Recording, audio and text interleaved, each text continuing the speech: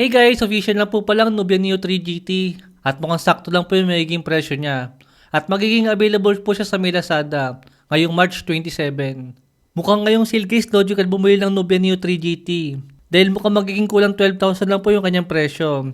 Pero mukhang magsisale po siya ng 13,000. Pero dahil nga po merong voucher sa may Lazada, kaya po siya magiging 11,700 lang. At mukhang medyo mataas po yung kanyang SRP para sa may 15,000. Pero hindi pa naman sigurado guys kung 15,000 po yung magiging SRP niya. Pero kung sakali mo po nga abutin siya ng ganyan, marami na po tayong pagpipilian sa ibang brand na mas malakas po dyan sa may Nubia Neo 3 GT. Dahil nandyan na po sila Poco X7 Pro at yung papalabas po na Infinix Hot 50 Pro Plus. Naka 256 po yan si Nubia Neo 3 GT with up to 20GB na dynamic RAM. Syempre nandyan pa rin yung shoulder trigger button at 6,000 mAh siya battery. Naka 6.8 inches po siya na meron 1/20 sa refresh rate with Full HD Plus na resolution. At ito po ang model ng Nubia Neo 3 na naka-AMOLED display compare po sa may 5G at 4G na version na puro mga naka-IPS lang. Dalawang kulay po yung magiging available sa kanya.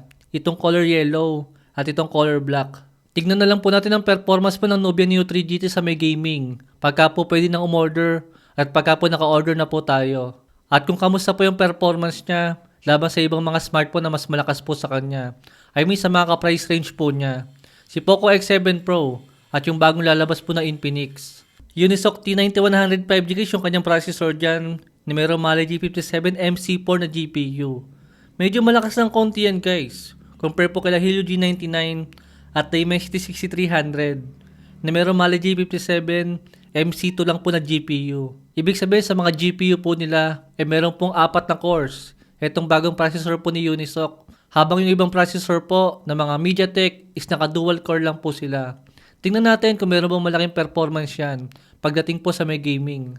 Kung magkakaroon po ng ganyang klaseng processor guys sa mga kulang 10,000 na mga presyo, especially kila Infinix, kila Itel, sa kila Tecno, I think sigurado mapipilitan po si MediaTek na maglabas po ng processor na mas malakas po sa mga Helio G99 at G100 na ilang beses na po nilang nire-recycle. Buti pa si Unisoc guys, nag-upgrade po sila ng mga processor ngayon. Kaysa naman kila MediaTek, kung di papalitan yung pangalan, i-overclock lang. Abangan na lang po natin yan guys sa may March 27. Maglalagay na lang din po ako ng link dyan sa may comment section para sa mga gusto rin po mag-order ng smartphone na yan.